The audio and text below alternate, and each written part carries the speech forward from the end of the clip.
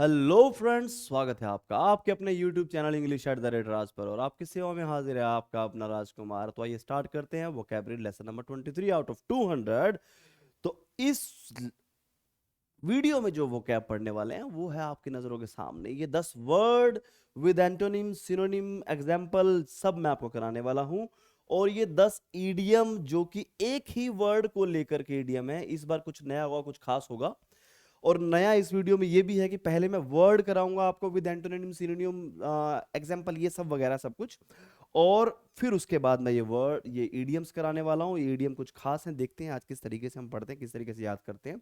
अगर आपको इन सब के मीनिंग पता है तो बेशक आप वीडियो को स्किप कर सकते हैं। नहीं पता है तो वीडियो में बने रहिए, देखते रहिए, आगे बढ़ते रहिए और सक्सेस प्राप्त करते रहिए। तो चलो चलते हैं आगे सबसे पहले वर्ड की तरफ। कैंडिड, सबसे पहला वर्ड है कैंडिड। कैंडिड का मतलब क्या होता है? ट्रूथफुल, स्ट्रेट फॉरवर्ड, फ्रैंक, स्पष्टवादी, जो हर एक बात को स्पष्ट बोलता है, कोई झूठ नहीं, मतलब जो भी उसके मन में है वो सामने बोल देता है, एकदम स्ट्रेट फॉरवर्ड, सीधी बात, नो बकवास। अब एग्जाम्पल की बात करें तो she gave us her candid opinion, उसने हमें अपना कैंडिड ओपिनियन मतलब ट्रूथफुल मतलब स्पष्ट ऑब्वियस ओपिनियन दिया, जिसमें कोई भी मिलावट नहीं थी। ऑन द मैटर, किसी भी मैटर पर कैंडिड ओपिनियन दिया मतलब ट्रूथफुल, सच्चाई से भरा हुआ सच्चा ओपिनियन दिया। क्लियर है? अब सिनोनिम्स की बात करें तो स्ट्रेट फॉरवर्ड, जैसे कि मैंने यहां लिखा है, truthful, fair, genuine, Frank and honest. अब कोई भी सिनोनिम पूछा जाए, हालांकि एक वर्ड के इससे ज्यादा सिनोनिम्स भी हो सकते हैं। कुछ वर्ड्स तो ऐसे जिनके 50 मोर देन 50 सिनोनिम होते हैं, मोर देन 50 एंटोनिम्स होते हैं, पर सारी की सारी बातें, सारे वर्ड्स हम यहां पर नहीं लिख सकते हैं स्क्रीन पर, हाँ, और ना ही आप याद कर सकते हैं। तो मैं उन वर्ड्स को ज्यादातर सिनोनिम और एंटोनिम्स में आपको बताता हूं जो वर्ड्स मोस्टली एग्जाम में पूछे जाते हैं या पूछे जाने की संभावना है। तो आगे चलते हैं एंटोनिम्स की तरफ। Untruthful, biased, tricky, deceitful, dishonest and devious. Clear है? तो कैंडिड वर्ड का जो मीनिंग होता है वो क्या होता है? ट्रूथफुल, स्पष्टवादी। क्लियर है? आगे चलते हैं, स्ट्रेट फॉरवर्ड भी होता है। नेक्स्ट वर्ड की बात करें तो बैरन। बैरन मतलब आपने देखा होगा बंजर भूमि बोलते हैं ना, बैरन लैंड, या बंजर किसी लड़की के लिए, किसी औरत के लिए भी यूज कर, भाई जिसके बच्चे नहीं होते हैं तो बोलते हैं कि हाँ भाई बांझ औरत है। क्लियर है? Too poor to produce much or any vegetation, किसी भी चीज को प्रोड्यूस करने की क्षमता, कैपेसिटी जिस भूमि में नहीं होती है तो हम बोलेंगे वो बैरन लैंड है। अगर जो किसी में चाइल्ड को बर्थ देने की क्षमता, एबिलिटी नहीं है तो हम बोलेंगे बैरन लेडी है या वुमन है। क्लियर है? तो अगर जो एग्जाम्पल की बात करें, he prayed that his barren wife would one day have a child, उसने प्रार्थना की कि उसकी बांझ मिसिस का, पत्नी का भी बच्चा हो एक दिन। क्लियर है? और एक दूसरे एग्जाम्पल की बात करें, क्योंकि मैं दोनों इंसान को लेकर के भी और भूमि को लेकर के भी, लैंड को लेकर के भी एग्जांपल दे रहा हूं ताकि अच्छे से याद हो जाए। The government has acquired some barren land to establish a nuclear power plant. Clear है? गवर्नमेंट ने एक्वायर किया बैरन लैंड को, उस वहां पर न्यूक्लियर पावर प्लांट को क्या करने के लिए? एस्टैब्लिश मतलब स्थापित करने के लिए। सिनोनिम्स की बात करें तो इम्पावरिश्ड, अनफर्टाइल, अनप्रोडक्टिव, लाइफलेस या अनकल्टिवेबल। क्लियर है? और एंटोनिम की बात करें तो सभी इनके उल्टे होंगे, fertile, productive, rich, fruitful, lush. और यहां पर सिनोनिम में फ्रूट लेस भी हो सकता है, पुअर भी हो सकता है, बहुत सारे सिनोनिम और बहुत सारे एंटोनिम इसके अपने आप ही बन सकते हैं। बस थोड़ा सा आपको स्टडी करने की जरूरत है। स्टडी मतलब अध्ययन, सिर्फ पढ़ना या याद करना नहीं, डीपली सोचना, उस चीज को सोचना सीखिए। अगर आप सोचते हैं तो आप ऐसी बहुत सारी चीजें सीखते हैं जो वीडियो में नहीं भी हैं, फिर भी आप उससे सीख जाते हैं। क्लियर है? आगे चलते हैं नेक्स्ट वर्ड की तरफ। Next word is insolent. Insolent word का मीनिंग होता है असभ्य, असभ्य मत या फिर बदतमीज। Showing a rude and arrogant attitude, एक ऐसा इंसान जो कि रूड और एरोगेंट मतलब घमंड से भरा हुआ एटीट्यूड दिखाता है, अपना जो है पर्सनैलिटी को शो करता है। लैक ऑफ रिस्पेक्ट, जो रिस्पेक्ट नहीं करता है, मोरल नहीं है, इमोरल है। She hates the insolent tone of his voice, उसकी वॉइस में जो इंसोलेंट मतलब बिना रिस्पेक्ट की जो टोन थी, उसको वो क्या करती है, नफरत करती है। मतलब आपका कोई भी ऐसा जानने वाला है जिसकी जो टोन है बात करने की आपसे वो अच्छी नहीं है, तो हम उस टोन को बोलेंगे इंसोलेंट टोन में बात कर रहा है, टोन में बात कर रहा है। तो सिनोनिम्स की बात करते हैं, तो सिनोनिम है हमारे arrogant, disdainful, impudent and impertinent. Clear है? क्या है synonym? Arrogant, disdainful, impudent and impertinent. और एंटोनिम्स की बात करें, polite, humble, modest and respectful. Clear है? समझ में आ गया? याद हो गया? देखिए, अगर जो हम किसी भी वर्ड का मीनिंग याद करके उससे फिर एक एग्जाम्पल भी हम देख लेते हैं और फिर उसके सिनोनिम और एंटोनिम को एक बार उससे रिलेट कर लेते हैं, तो वो वर्ड हमें काफी टाइम तक याद रहता है। क्लियर है? तो आगे चलते हैं नेक्स्ट वर्ड पे, ड्यूबियस। ड्यूबियस का मतलब मैं डायरेक्ट बोलूं तो डाउटफुल। ड्यूबियस का अपोजिट क्या होता है? ऑब्वियस। ऑब्वियस वर्ड का मतलब स्पष्ट और ड्यूबियस वर्ड का मतलब डाउटफुल। चलो चलते हैं, नॉट श्योर और सर्टेन। ड्यूबियस वर्ड का मीनिंग क्या है? नॉट श्योर, जो श्योर नहीं है, या फिर सर्टेन नहीं है, मतलब जिसमें डाउट है। कोई भी ऐसा आंसर, सपोज दैट आप किससे क्वेश्चन पूछते हैं और आपको आंसर करता है और उसके आंसर में आपको डाउट है कि ये हो सकता है ठीक, हो सकता है ठीक ना हो, तो बोलेंगे ड्यूबियस आंसर। क्लियर है? अनिश्चित, संदिग्ध, जिसपे शक किया जा सकता है, जिसपे डाउट किया जा सकता है। I was dubious about the plan, जो आपने योजना बनाई है थी उसमें मैं ड्यूबियस था, डाउटफुल था, मुझे उस पर शक था कि वो योजना अच्छी है या नहीं है। क्लियर है? तो आगे चलते हैं नेक्स्ट एग्जाम्पल की तरफ। जितने ज्यादा एग्जाम्पल करोगे उतने अच्छे से वर्ड याद होगा और उतने अच्छे से वो याद रहेगा आने वाले टाइम में। तो एग्जाम्पल ज्यादा से ज्यादा कीजिए। जब मैं भी एक या दो एग्जाम्पल तो हर वर्ड से आपको कराता हूं। एग्जाम्पल अपनी कॉपी में अगर जो लिख लोगे, सिर्फ सेंटेंसेस लिख लोगे और बस थोड़ा सा वर्ड लिख लोगे उसका मीनिंग, तो वो और भी ज्यादा अच्छा रहेगा रिवीजन करते टाइम। कई बच्चे मुझे कहते हैं कि सर आप इनका जो आप इसको पढ़ाते हो इसकी कोई भी ऐसी फोटो या फिर इसकी जो है पीडीएफ फाइल अपलोड कर दीजिए। या देखो, पीडीएफ फाइल अपलोड करने में कोई दिक्कत नहीं है, लेकिन मैं हमेशा आपको राइट करने के लिए क्यों बोलता हूं? क्योंकि राइट करते वक्त बहुत सारी चीजें हमें बहुत अच्छे से याद हो जाती हैं। और अपनी एक बुक बनाइए ताकि आपको बार बार मोबाइल को ना छेड़ना पड़े। क्योंकि मोबाइल में जब आप कोई पीडीएफ फाइल को पढ़ रहे होगे ना, तो उसमें क्या है, मोबाइल में और भी बहुत सारी चीजें होती हैं जहां पर हमारा ध्यान भटक जाता है। लेकिन जब आप अपने लिखे हुए वर्ड्स को खुद से बड़े इत्मीनान से पढ़ते हो, पहली बात तो लिखने में याद हो जाएंगे। जब आप रिवीजन करोगे आपकी कॉपी में लिखे हुए वर्ड्स को जो आपने खुद से नोट्स बनाए हैं या पीडीएफ बनाई है, तो आपका ध्यान मोबाइल की तरफ नहीं जाएगा, उसको साइड में रख करके एक प्रॉपर मेडिटेट करके, एक थोड़ा कंसंट्रेट करके आप पढ़ पाओगे। क्लियर है? तो इसीलिए मैं बोलता हूं पीडीएफ का वेट ना करके प्लीज आप इनके नोट्स बना लीजिए। थोड़ा टाइम तो लगेगा, लेकिन जितना टाइम आप यहां दोगे उतना ही टाइम एग्जाम में आप कम लोगे, उतने ही कम टाइम में आप जो है क्वेश्चन ज्यादा से ज्यादा सोल्व कर पाओगे। क्लियर है? नेक्स्ट एग्जाम्पल की तरफ चलते हैं। My parents were dubious about it, मेरे पेरेंट्स इसके बारे में थोड़ा डाउटफुल थे एट फर्स्ट, पहली बार, but we soon convince them, जल्दी ही हमने उनको मना लिया। ठीक है, उनके डाउट क्लियर कर दिए। ठीक है, पेरेंट्स को मना लिया।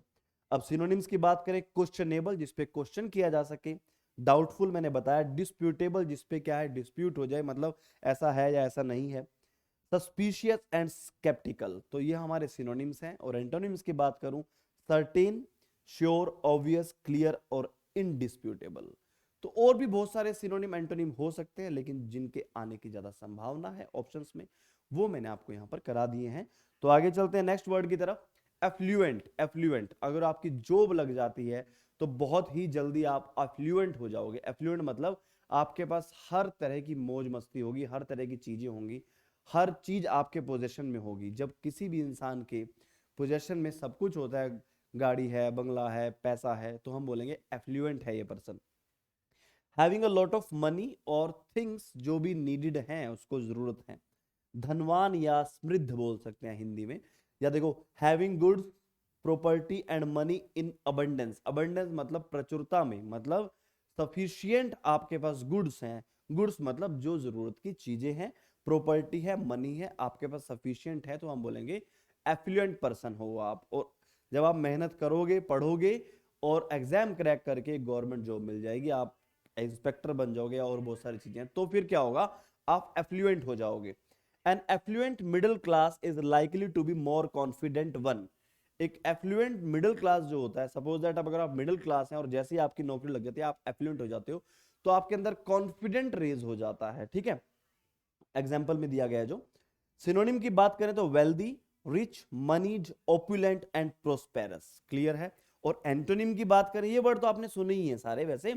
मोस्टली क्या होता है, जब आप एक सुने सुनाए याद जो आपको ऑलरेडी वर्ड है, इस तरीके से वर्ड रिलेट करके एक नए वर्ड को याद करते हो, तो वो वर्ड आपको जल्दी याद हो जाता है और बहुत ज्यादा लंबे समय तक याद रहता है, और वो हमेशा के लिए भी याद रह सकता है। जैसे ये नॉर्मल वर्ड आपको हमेशा के लिए याद है। क्यों याद है? क्योंकि आप इनको मोस्टली यूज करते हो। और जब आप इनको यूज करते हो, अगर इनकी जगह जब आप इस वर्ड को याद करोगे और मोस्टली इनकी जगह ये वाला वर्ड यूज करना स्टार्ट करोगे, तो ये वर्ड भी आपको इन्हीं की तरह इजीली याद हो जाएगा। एंटोनिम्स की बात करें, पुअर, पेनीलेस, इम्पावरिश्ड, नीडी, जिसको नीडी मतलब जिसको ज्यादा जरूरत रहती है चीजों की। जरूरत कब रहती है? जब उसके पास नहीं होती है। नहीं होती है तो इसका क्या हो जाएगा? अपोजिट हो जाएगा, डेस्टिट्यूट। क्लियर है? समझ में आ गया? तो नेक्स्ट वर्ड की तरफ चलते हैं। देखो, बड़ा आसान है, मतलब मैं आपको वो वर्ड करा रहा हूं जो आपके गवर्नमेंट जॉब के एग्जाम्स के लिए बहुत ज्यादा जरूरी है। क्लियर है? डिलीजेंट, डिलीजेंट मतलब showing care and effort in your work, in his work. मतलब अगर जो आप डिलीजेंट हैं तो आप अपने काम में बहुत ज्यादा केयर शो करते हैं कि मुझे काम की कितनी परवाह है, मैं कामचोर नहीं हूं। ठीक है, डिलीजेंट मतलब क्या होता है? जो काम में बहुत ज्यादा ध्यान दे, काम की केयर करे। ठीक है। और हिंदी में बात करें, परिश्रमी, सावधान और कर्मठ। देखो यहां पर मैंने बहुत सारे क्या है इनके एंटोनिम लिखे हैं। एंटोनिम में एक और लिख देता हूं, कभी मैं भूल ना जाऊं आपको पढ़ाते पढ़ाते। अभी एक होता है शरकर, शरकर मतलब कामचोर। क्लियर है? Their lawyer was extremely diligent, उनका जो वकील था वो बहुत ज्यादा परिश्रमी था। इन प्रिपेयरिंग देयर केस, उनका केस प्रिपेयर करने में बहुत ज्यादा परिश्रम कर रहा था, बहुत ज्यादा मेहनती था वो, डिलीजेंट था। एसिडियस, एसिडियस, hardworking, laborious, industrious and सेड्यूलस।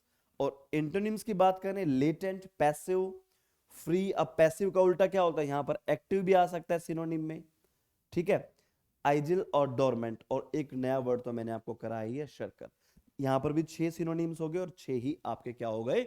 Antonym हो गए। और भी बहुत सारे हैं पर क्या करें, मजबूरी है, इतने सारे बताऊंगा तो आपको कुछ याद नहीं रहने वाला। जितना ज्यादा आप करो, जितने ज्यादा एंटोनिम सिनोनिम पढ़ोगे, उतना कंफ्यूजन बढ़ता जाएगा। तो आप उतना करो जितना कि एग्जाम की दृष्टि से बहुत ज्यादा जरूरी है, जिसके पूछे जाने की संभावना बहुत ज्यादा है। क्लियर है?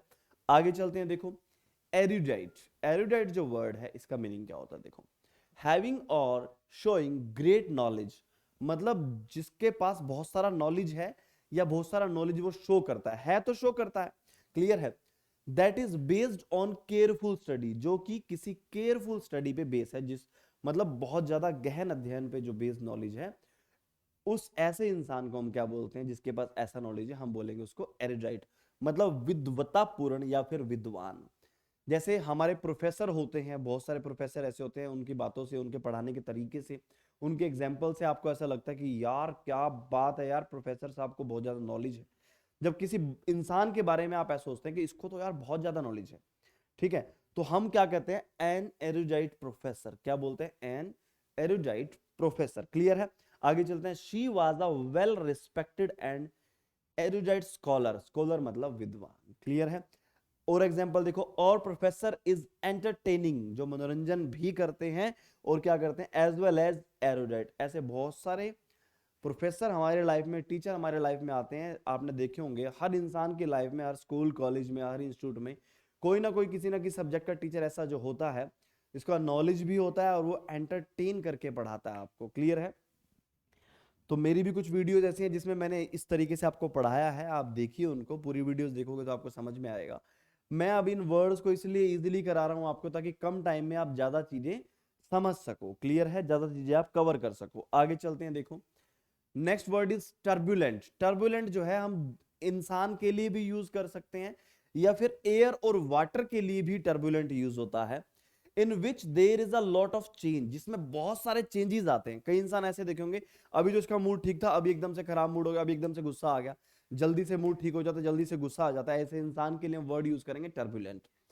Disorder and disagreement and sometimes violence, जिसमें वॉयलेंस भी हो, मतलब विक्षोभपूर्ण, हिंदी की बात करें विक्षोभपूर्ण, और अपनी जनरल लैंग्वेज की बात करें तो क्या होगा, हंगामेदार, जो हंगामा कर देता है, बात बात में हंगामा कर देता है, ठीक है, उसको बोलेंगे टर्बुलेंट पर्सनैलिटी है इसकी। यूज्ड अबाउट वाटर और एयर, अगर जो एयर और वाटर के लिए हम यूज करें तो मूविंग इन अ वायलेंट वे, जब एयर बहुत ज्यादा तेज हवाएं चलती हैं, जिसमें आपके घर की खिड़कियां ऐसे हिलती हैं, या फिर आपने जो कपड़े सुखा रखे हैं वो उड़ जाते हैं, तो ऐसी एयर को क्या बोलेंगे, टर्बुलेंट एयर बोलेंगे हम। क्लियर है? जिसमें आपको चलना भी इतनी धूल उड़ती है, ऐसी एयर को बोलेंगे टर्बुलेंट एयर बोलेंगे। या फिर पानी बहुत तेज जहां बह रहा है, बहुत ऊंची ऊंची लहरें उठ रही हैं, जैसे समुद्र में, सीज में कभी कई बार होता है, आपने देखे होंगे किसी मूवीज में, तो टर्बुलेंस होता है। जैसे जब हम प्लेन में बाई एयर सफर करते हैं ना, टर्बुलेंस है। टर्बुलेंस मतलब प्लेन में दिक्कत है, डिसऑर्डर है ये, और जिस ऑर्डर में चल रहा था, मतलब एकदम साइलेंस पे आराम से चल रहा था, उसमें क्या हो गया, दिक्कत आ गई, तो हम बोलेंगे टर्बुलेंस हो गया। तो turbulent waters cause the boat to capsize, turbulent जो वाटर थे, मतलब उथल पुथल वाला तेज बहाव वाला जो पानी था, उसके वो कारण बना किस चीज का, बोट के कैप्साइज होने का। कैप्साइज मतलब पलट जाने का, क्या होगा, पलटने का, पलटना। कैप्साइज का मतलब क्या होता है, पलट जाना, ठीक है। तो मोस्टली बोट के लिए या शिप के लिए यूज होता है। सिनोनिम्स हैं destructive, noisy, stormy, restless and furious, और भी बहुत सारे हैं, लेकिन ये याद कर लीजिए, बड़े इजी वर्ड है। और एंटोनिम्स हैं काम, mild, obedient, peaceful, gentle, moderate. Clear है? मैंने दोनों तरह के सिनोनिम, इंसान के लिए जब वर्ड यूज होता है टर्बुलेंट, उसके लिए सिनोनिम एंटोनिम भी यूज किए हैं, और जब एयर के लिए या वाटर के लिए यूज होता है उसके लिए भी मैंने इसमें क्या किया है, सिनोनिम और एंटोनिम्स में वर्ड डाले हैं। क्लियर है? समझ में आ गया? चले आगे, चलो आगे चलते हैं। अब नेक्स्ट वर्ड है ऑब्सीन। ऑब्सीन वर्ड जो है वो क्या शो करता है, देखो, connected with sex in a way that most people find disgusting. Sex से रिलेटेड एक ऐसा वर्ड, ऐसी सिचुएशन जिसको लोग बहुत ज्यादा डिसगस्टिंग मानते हैं, एंड विच कॉजेज ऑफेंस, जो ऑफेंस मतलब क्या है, ऑफेंस पैदा करता है, जिसको हम ऑफेंड कर सकते हैं, यार बहुत गलत है, जिसपे हम आरोप लगा सकते हैं। अश्लील जिसको बोलते हैं हिंदी में, ये तो हो गया इसका एक मीनिंग। अब मीनिंग तो मुझे सारे समझाने हैं ना, चाहे कैसा भी मीनिंग, और वर्ड आपका एग्जाम में पूछा गया है तो जाहिर सी बात है इंपॉर्टेंट है, और आगे भी पूछा जा सकता है। आगे सेम वर्ड ना आए, लेकिन इसके एंटोनिम या सिनोनिम में से कोई वर्ड आ जाए जिसका एंटोनिम या सिनोनिम आपसे पूछ लिया जाए और ऑप्शन में ये वर्ड हो, तो किसी भी तरीके से एग्जामिनर क्वेश्चन पूछ सकता है। अब दूसरा इसका मीनिंग करूं, वेरी लार्ज इन साइज और अमाउंट, जो अमाउंट में या साइज में बहुत ज्यादा बड़ा है, in a way that some people find it unacceptable, मतलब इतना बड़ा है साइज में जिसको हम बोलते हैं कि एक्सेप्ट नहीं किया जा सकता कोई भी। मत सपोज दैट आपके पास पैसा इतना ज्यादा है कि लोग एक्सेप्ट नहीं करते, यार नहीं इसके पास इतना ज्यादा पैसा नहीं होगा, ठीक है। क्लियर है? मतलब इतना ज्यादा पैसा, सपोज दैट आप गवर्नमेंट जॉब पे लग जाते हैं और रिश्वत खाने लग जाते हैं, तो लोग में यार ये तो गलत है, इतना ज्यादा रिश्वत खाना तो बहुत ज्यादा गलत है। जैसे आप न्यूज में सुनते होंगे या यूट्यूब पे बहुत सारी वीडियोस आती हैं जिसमें दिखाया जाता है, न्यूज आपके जो चैनल्स हैं उनकी वीडियोस आती हैं कि आज ये रिश्वत लेते हुए पकड़ा गया ये ऑफिसर, इसके पास बहुत सारा पैसा था, तो आप सोचते हो कि नहीं यार इतना पैसा होना, आप एक्सेप्ट नहीं करते उस बात को, नहीं यार इतना पैसा थोड़ा ना होना चाहिए, इतनी तो ना रिश्वत खानी चाहिए। तो ऐसी ऐसी सिचुएशन में जब आप किसी चीज को एक्सेप्ट नहीं करते, तो वो सिचुएशन को, वो चीज को हम, वो चीज के लिए हम वर्ड यूज कर सकते हैं, क्या कर सकते हैं, ऑब्सीन वर्ड यूज करते हैं। क्लियर है? अब बात करते हैं आकार या मात्रा की दृष्टि से इतना अधिक कि अशोभनीय लगे, कि अच्छा ना लगे। क्लियर है? समझ में आ गई बात? तो अब देखते हैं example. He earns an obscene amount of money, वो कमाता है बहुत ज्यादा अमाउंट पैसे का, जितना कि लोगों को अच्छा नहीं लगता। कई बार लोग जलते भी है ना कि हाँ यार, यार ऑब्सीन अमाउंट ऑफ, मतलब अगर वो मुझे उसके पैसे से जलन हो रही है तो मैं बोलूंगा ऑब्सीन अमाउंट ऑफ मनी, ठीक है। He was accuse of making obscene phone calls, वो दोषी था, ऑब्सीन मतलब अश्लील फोन कॉल्स करने का दोषी था, मतलब उसने फोन कॉल करके गलत बातें की थी। तो इस तरीके से ऑब्सीन वर्ड का यूज दोनों तरीके के मीनिंग से मैंने बताया है आपको सेंटेंसेस में यूज करके। क्लियर है, समझ में आ गया। तो अब अगर सिनोनिम्स की बात करें तो पोर्नोग्राफिक, नेस्टी, वल्गर, अनएक्सेप्टेबल और वेंटन। वेंटन भी एक नया वर्ड है आप लोगों के लिए जो इसका सिनोनिम है, जिसका मीनिंग यही होता है। और अगर जो एंटोनिम्स की बात करें तो डिसेंट, प्यूरिटेनिकल, होलसम, प्रूडिश एंड एक्सेप्टेबल। बड़े आसान हैं, देख लीजिए, याद कर लीजिए, समझ लीजिए। ठीक है, तो अब देखते हैं अगला नेक्स्ट वर्ड क्या आता है। नेक्स्ट वर्ड देखते हैं। नेक्स्ट वर्ड है इम्पेकेबल। इम्पेकेबल मतलब यू मस्ट बी इम्पेकेबल, मतलब फ्लॉलेस, जिसमें कोई गलती ना हो, विदाउट एनी मिस्टेक्स और फॉल्ट्स, मतलब परफेक्ट। इम्पेकेबल का मतलब क्या होता है? परफेक्ट। जैसे किसी भी रूम के बारे में बात करें, कहते हैं यार एकदम परफेक्ट रूम है, एकदम हर चीज अपनी जगह पे है, साफ सुथरा, एकदम निर्दोष, त्रुटिहीन, जिसमें कोई कमी ना निकाली जा सके। परिपूर्ण मतलब एकदम जो पूर्ण है, जिसमें कुछ और एक्स्ट्रा करने की जरूरत नहीं है। The craftsmanship is impeccable. The craftsman क्या होती है? मतलब जो भी, कोई भी ऐसा, कोई भी हम आपका टेक्निकल कोई भी चीज बना दी जाए, या फिर कुछ लकड़ी का कोई पुतला बना दिया जाए, या कुछ भी ऐसी आर्ट कर दी जाए जो, जिसमें देखें यार एकदम, क्राफ्ट्समैन का मतलब क्या होता है? आर्ट से रिलेटेड, कि जिसमें कोई भी कमी नहीं है। यार क्या एकदम जबरदस्त, एकदम इम्पेकेबल आर्ट, यार क्या मजा आ गया एकदम देख करके।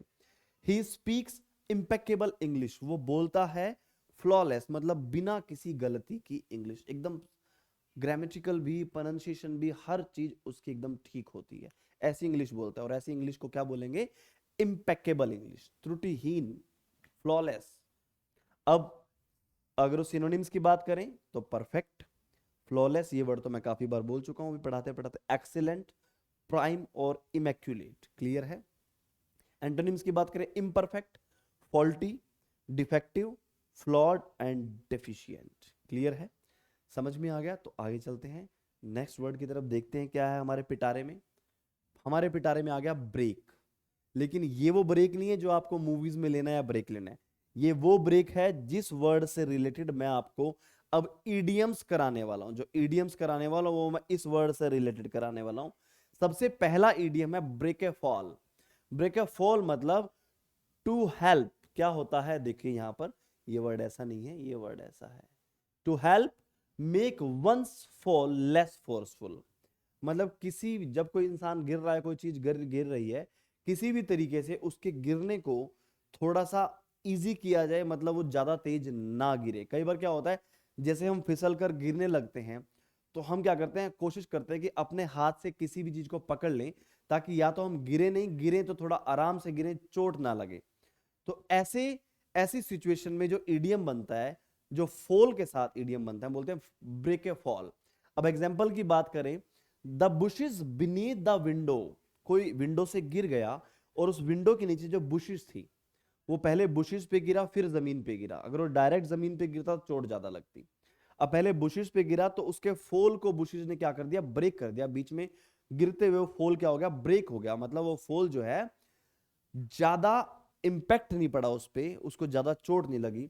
The bushes beneath the window help to break his fall. उन्होंने हेल्प की उसके फॉल को इजी बनाने में, ताकि वो गिरे तो ज्यादा चोट ना लगे, ज्यादा तेज ना गिरे। ठीक है। He slipped on the ice and hurt his hand. वो स्लिप हो गया आइस पे, और अपना हाथ जो है उसने हर्ट कर लिया, क्योंकि उसने ज्यादा तेज गिरने से बचने के लिए क्या किया? हाथों को सामने कर लिया, जहां जिस साइड वो गिर रहा था। When he tried to break his fall, जब उसने अपने फॉल को ब्रेक करने की कोशिश की, मतलब जो तेजी से गिर रहा था उसमें उसने रुकावट लाने की कोशिश की हाथों से। क्लियर है। ब्रेक अ फॉल का मतलब क्या होता है? To help make one's fall less forceful. Clear है। अब चार ऑप्शन आ जाएंगे, उसमें कोई भी ऑप्शन होगा, ये ऑप्शन जरूर होगा, तो इसको ध्यान में रखना है। नेक्स्ट देखते हैं, ब्रेक से कौन सा इडियम बनता है हमारा? Break cover. क्या होता है? Break cover. Break cover, suddenly emerge from a hiding place. मतलब किसी जगह आप छुपे हुए हो और वहां से एकदम से बाहर आते हो। तो जो कवर था ना, जिस कवर में आप थे, उससे एकदम बाहर आए, उस कवर को आपने तोड़ दिया। ऐसा सिचुएशंस मोस्टली आपने मूवीज देखी होंगी। जब कभी भी क्या होता है, सपोज दैट आपने घोस्ट वाली मूवी देखी होगी, एलियंस वाली मूवी देखी होगी, ठीक है, या फिर कोई भी ऐसी लड़की है जो विलन से बच के भाग रही होती है और भाग रही होती है, कहीं पे छुप जाती है और विलन आसपास होता है, जब वो वहां से क्रॉस हो जाता है तो वो क्या करती है, जो छिपने की जगह को छोड़ करके दूसरी जगह पे, तो वो छिपने की जगह को छोड़ करके जब निकलती है दूसरी प्लेस के लिए जहां पे वो ज्यादा सेफ हो जाएगी, तो हम बोलते हैं ब्रेक कवर। उसने कवर को ब्रेक किया, जो कवर था उसको ब्रेक किया और कहीं और चली गई। ठीक है, तो ऐसे बहुत सारे जो मूवीज देखते हैं उनको तो ऐसी सिचुएशन अभी अभी माइंड में बहुत सारी सिचुएशन आ गई होंगी, तो उस सिचुएशन को याद करते हुए इस इडियम को हम आसानी से याद कर सकते हैं। If you break cover you leave a place where you have been hiding और शेल्टरिंग फ्रॉम अटैक। अगर आप कवर को ब्रेक करते हैं, इफ यू ब्रेक कवर, इस इडियम को याद करना है तो थोड़ा सा और हम थोड़ी सी मेहनत करेंगे। If you break cover you leave a place where you have been hiding और sheltering from attack usually in order to run to another place. जब हम दूसरे प्लेस पे जाते हैं, ठीक है, एक प्लेस छोड़ करके दूसरे प्लेस पे छिपते छिपाते जा रहे हैं, तो हम we are breaking cover. Clear है, we had to break cover as the enemy line advance toward our position. हमें ब्रेक कवर करना पड़ा, मतलब उस प्लेस को छोड़ना पड़ा जहां हम छिपे हुए थे। क्यों? क्योंकि जैसे कि एनिमी जो लाइन थी, मतलब एनिमी जो हमारी तरफ बढ़ रहे थे, हमारी तरफ आ रहे थे, हमने सोचा कि यहां तो जल्दी पहुंच जाएंगे, तो हमें वो जगह छोड़ करके दूसरी जगह जाना पड़ा, ब्रेक कवर करना पड़ा। चलो आगे चलते हैं। Break ground. अब ब्रेक ग्राउंड मतलब जमीन को तोड़ना। ब्रेक ग्राउंड का मीनिंग क्या होता है? जमीन को तोड़ना। अब देखो आगे, टेक द फर्स्ट स्टेप्स। अब इसके कई मीनिंग हैं, इसके दो मीनिंग आते हैं, दो तीन मीनिंग बनते हैं, मैं दोनों तीनों बताऊंगा आपको। Take the first step for a new venture. किसी भी वेंचर के लिए पहला कदम वो क्या होता है? Break ground. ठीक है, एडवांस बियॉन्ड प्रीवियस अचीवमेंट्स, मतलब जो आपने अचीवमेंट, सपोज दैट आपने कुछ काम कर लिया, उसको स्थापित कर दिया, किसी फैक्ट्री को आपने एस्टेब्लिश कर दिया, या कोई भी काम आप लगे हुए हैं, किसी भी काम में लगे हुए हैं और उस काम को आपने अच्छे तरीके से कर लिया, लेकिन आप सोचते हैं कि यार इसको ना और बेटर किया जा सकता है। अब और बेटर करने के लिए जो आप स्टेप उठा रहे हैं, ठीक है, तो वहां पर उस स्टेप उठाने को भी कह देंगे ब्रेक ग्राउंड। ठीक है ना। टू बिगिन, एक और मीनिंग है इसका, to begin work on a building project, मतलब आपने कोई बिल्डिंग बनानी है, कहते ना शुभ आरंभ कर देना, किसी भी चीज का शुभ आरंभ कर देना ब्रेक ग्राउंड होता है। कोई बिल्डिंग बनानी है, कोई कंस्ट्रक्शन साइट है, वहां पर जाके मुहूर्त करते हैं ना, नारियल वाले फोड़ते हैं और फिर कंस्ट्रक्शन स्टार्ट कर देते हैं, तो उस चीज को हम क्या बोलते हैं? Break ground. या फिर to begin digging in the ground, बस ग्राउंड को खोदना भी क्या होता है? ब्रेक ग्राउंड होता है। जमीन खोदना भी क्या होता है? ब्रेक ग्राउंड होता है। अब ऐसा नहीं, अगर सपोज दैट तीनों के तीनों ऑप्शन आ जाएं और आपका जो सिर्फ जो क्वेश्चन है उसमें ये वर्ड, ये इडियम दे रखा हो, तो तीनों में से दो ऑप्शन आ जाएं या एक ऑप्शन आएगा, जो चार ऑप्शन आपको आंसर चूज करने के लिए दिए गए होंगे कि इन ऑप्शंस में से कौन सा आंसर सही है, उनमें से इन तीनों में से एक हो तो इजीली चूज कर दोगे। तीनों में से दो हो तो जो पहले ए बी सी डी, एक बी में दिया एक डी में दिया, तो बी करेक्ट होगा आपका आंसर। लेकिन अगर जो किसी सेंटेंस में यूज हुआ है ये वाला इडियम, तो सेंटेंस में उसका मीनिंग क्या निकल के आ रहा है, क्या मीनिंग बन रहा है, उसके अकॉर्डिंग आप जो है ऑप्शंस में से अपना जो है करेक्ट आंसर छांटोगे, करेक्ट आंसर दोगे। क्लियर है, करेक्ट आंसर चूज करोगे। अब अगर जो इस तरीके के सेंटेंस में मैं बात करूं, the organic market was designed by architect Hema Wells. जो ऑर्गेनिक मार्केट थी वो डिजाइन की गई थी एक आर्किटेक्ट से जिसका नाम हेमा वेल है, and is expected to break ground this summer.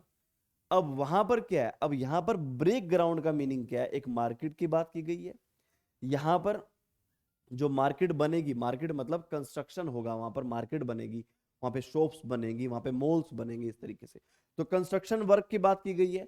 अब इन तीनों में से जो हमारा आंसर होगा वो क्या होगा? ये वाला होगा।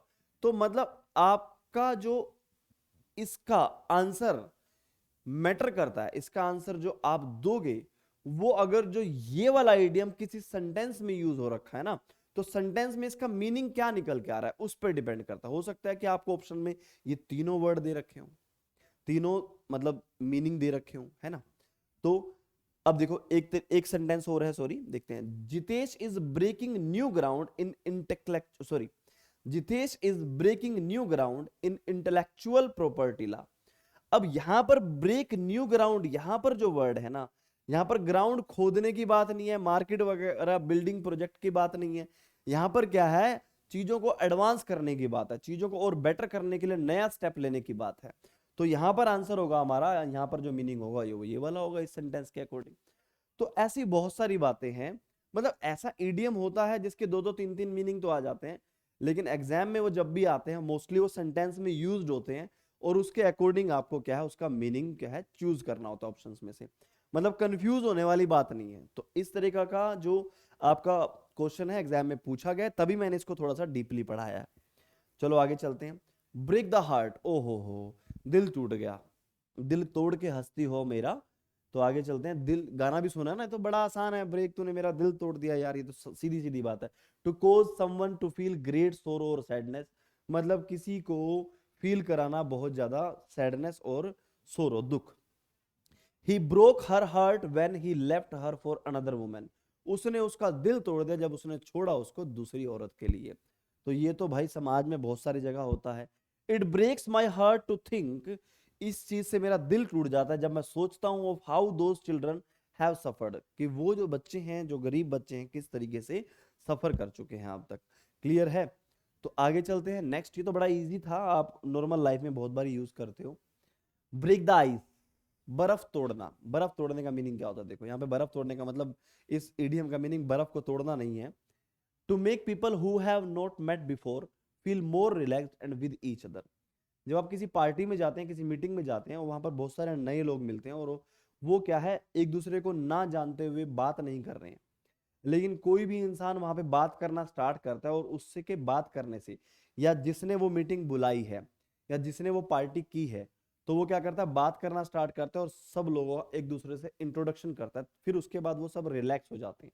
तो जिस इंसान ने ये काम किया, उसने आइस को तोड़ा है, उसने ब्रेक द आइस किया है। क्लियर है? या फिर एक और मीनिंग है, ऐसे सेम सेम मीनिंग है, मेक पीपल लेस नर्वस इन सोशल सिचुएशन, किसी भी सोशल सिचुएशन में लोगों की नर्वसनेस को दूर करना। ठीक है, बातचीत को शुरू करना, इसका मीनिंग ये भी होता है। टू डू और से which makes the person comfortable at the beginning, मतलब कुछ भी ऐसा करना जिससे सामने वाला पर्सन क्या करे, कंफर्टेबल हो जाए आपसे बात करने में। तो it means you have broken the ice. Clear है? आपने ऐसा काम किया है। Sheena broke the ice by initiating the conversation, Sheena ने ब्रोक द आइस किया इनिशिएटिंग द कन्वर्सेशन, मतलब कन्वर्सेशन, बातचीत को स्टार्ट करके लोगों को रिलैक्स कर दिया, उनके नर्वसनेस को दूर कर दिया। Someone suggested that we play a party game to break the ice, किसी ने सजेस्ट किया कि हम एक पार्टी गेम खेलेंगे ताकि सब लोगों की हिचकिचाहट, नर्वसनेस दूर हो जाए। ऐसे कई बार मैं, जब आज से काफी टाइम पहले मैं एक कंपनी में काम करता था, तो उनकी वजह से तरफ से टूर गया था, तो उस टूर में एक ऐसा गेम खिलाया गया था हमें।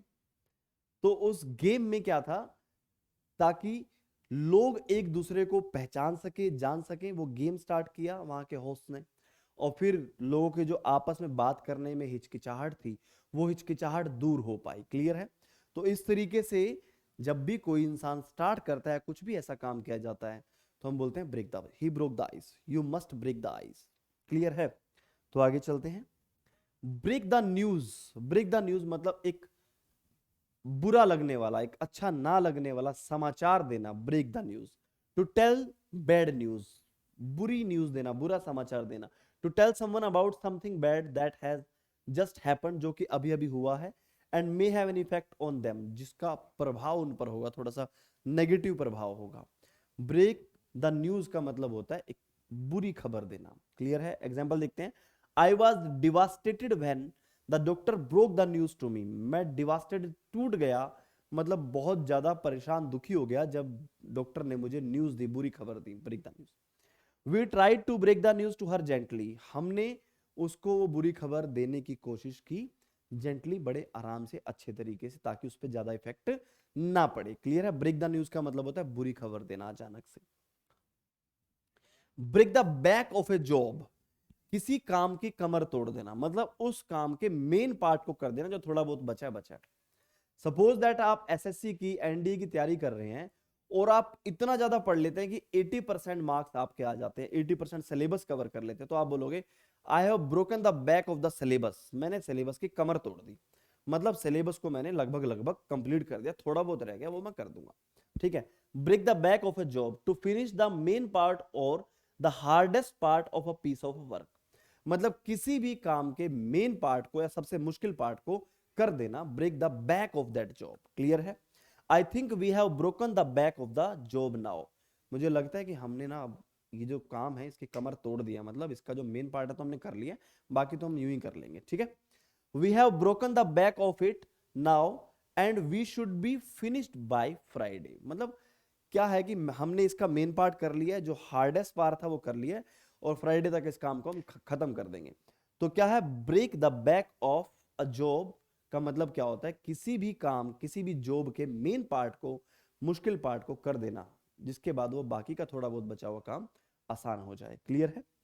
तो ये भी आपके एग्जाम में पूछा गया। तो आज तो क्या है, ब्रेक चल रहा है। ब्रोकन हेल्थ, ब्रोकन हेल्थ मतलब, ब्रोकन हेल्थ मतलब हेल्थ जब ब्रेक हो जाए, मतलब आप जब वेल ना फील करें, सिक हो जाए, बीमार हो जाए। Weekend in strength spirit not in a good health. बड़ा आसान है ये तो, सीधी सीधी सी बात है, कोई ज्यादा मतलब ज्यादा समझाने वाली बात नहीं है। He could not walk properly due to broken health. वो अच्छी हेल्थ ना होते हुए अच्छे से नहीं चल पाता था, नहीं चल पा रहा था, नहीं चल सकता था। ब्रोकन स्लीप, ब्रोकन स्लीप जब बीच बीच में आपकी नींद खुल जाए, ठीक है, तो हम बोलेंगे ब्रोकन रेस्टलेस स्लीप, जिसमें आपको आराम ना मिलो, जिसमें करवटें कुछ ज्यादा ले गए हों। सपोज दैट जब आपको नेक्स्ट डे इंटरव्यू देना है, ये नेक्स्ट डे जल्दी उठ के ट्रेन पकड़नी है, तो आपकी स्लीप जो है मोस्टली रेस्टलेस होती है। कहीं मैं लेट ना हो जाऊं, कहीं मुझे मेरी नींद ना खुले, इस तरीके से अलार्म लगाकर सोते भी हैं, फिर भी क्या है, बस नहीं अच्छे से नींद आ पाती है। या आप किसी नई जगह पर जाते हैं और वहां सोते हैं, अपने घर में तो बहुत ज्यादा कंफर्टेबल होते हैं, लेकिन किसी नई जगह पर जाते हैं तो वहां पर आपको अच्छे से नींद नहीं आती है, तो ब्रोकन स्लीप होती है। He waked up late next day after a broken sleep। मतलब वो अगले दिन लेट उठा आफ्टर ब्रोकन स्लीप, मतलब जो स्लीप क्या थी, रेस्टलेस थी, जिसमें उसको आराम अच्छे से नहीं मिला। Break a leg, break a leg का मतलब यहाँ क्या है, टांग तोड़ देना। लेकिन ऐसा नहीं है कभी वहां पर क्या है, किसी की टांग तोड़ देना ऑप्शन में हो और आप उसको करेक्ट कर दो, नहीं। ब्रेक अ लेग का मतलब होता है usually used in theatre, mostly ये थिएटर में यूज किया जाता है, to wish good luck to actors before they go up on the stage. मतलब मोस्टली ये थिएटर वाले बंदों के लिए है, जो मतलब सपोज दैट आपका कोई दोस्त है, आपका कलीग है, जो अभी स्टेज पे परफॉर्म करने जाते हैं और आप कहते हो चक दे फट्टे, धूम मचा दे धूम। तो ब्रेक ए लेग का मतलब क्या होता है यहाँ पर, धूम मचाना। क्या होता है, धूम मचाना, धूम मचा ले, ये वाला धूम। या फिर चक दे फट्टे, कहते हैं ना चक दे फट्टे, है ना। तो इस तरीके के जब वर्ड हम बोलते हैं तो बोलते हैं break a leg, break the leg, चक दे फटे। ठीक है। I heard you have a performance, मैंने सुना है कि तुम्हारी परफॉर्मेंस है आज, टुनाइट, आज रात को। ब्रेक अ लेग, चक दे फटे, ठीक है, देखी जाएगी, एकदम धूम मचा दे जा करके। ठीक है, आगे चलते हैं। ब्रेक डाउन, ब्रेक डाउन क्या है, दो तरीके से यूज किया जाता है। To lose control of your feelings and start crying. इंसान की बात करें तो अपनी फीलिंग पे जब आपका कंट्रोल नहीं होता और आप रोना स्टार्ट कर देते हो, आप भरे बैठे हो, और भरे बैठे हो तो जैसे ही आपकी कोई ऐसी बात होती है और आप बस रोना स्टार्ट कर देते हो, ऑलरेडी आप परेशान थे, किसी ने कुछ कह दिया तो आपने क्या कर दिया, ब्रेक डाउन हो गए आप। ठीक है, क्लियर है। इन अ बैड कंडीशन और नॉट वर्किंग, अगर वो किसी मशीन की बात करूं, सपोज दैट कार की बात करूं, बस की बात करूं, तो इस उन कार बस वगैरह के लिए, इंजन टाइप की चीज के लिए हम ब्रेक डाउन यूज करते हैं जब वो खराब हो जाती है। He broke down and wept when he heard the news, जब उसने समाचार सुना वो टूट गया और रोने लगा, कराई करने लगा। My car was broken down so I had to go by bus, मेरी कार खराब थी इसलिए मुझे बस से जाना पड़ा। क्लियर है? तो आसान है, इतना ज्यादा मुश्किल नहीं है। अब देखो हमने ये 10 वर्ड किए हैं, 10 वर्ड देख लो। जब भी कभी आप ऐसा करते हो तो एक ऐसा पोर्शन बनाना अपनी कॉपी का जिसमें आप वर्ड्स को लिखो बिना वर्ड उनके मीनिंग लिखे, और एक बार वहां से अगर जो आप वीक में जितना भी आपने पढ़ा है और वहां से आप एक बार रिवाइज करने की कोशिश करोगे तो आपके दिमाग पे आप जोर डाल पाओगे, और वो चीजें आपको और भी ज्यादा याद करने में थोड़ी सी हेल्प मिलेगी, याद रखने में हेल्प मिलेगी। या तो आपने कर लिया जैसे तैसे, याद रखने में हेल्प मिलेगी जब आप उनको सोचने की कोशिश करोगे। क्लियर है? तो जैसे इस तरीके से 10 वर्ड पढ़े हैं और 10 ईडियम पढ़े हैं, सॉरी 11 पढ़े हैं ईडियम तो हमने। तो आई होप कि आपको सब कुछ समझ में आ गया है, आपको अच्छा लगा वीडियो तो वीडियो को लाइक कर दीजिए, चैनल को सब्सक्राइब कर दीजिए। Take care, bye bye, all the best, Har Har Mahadev.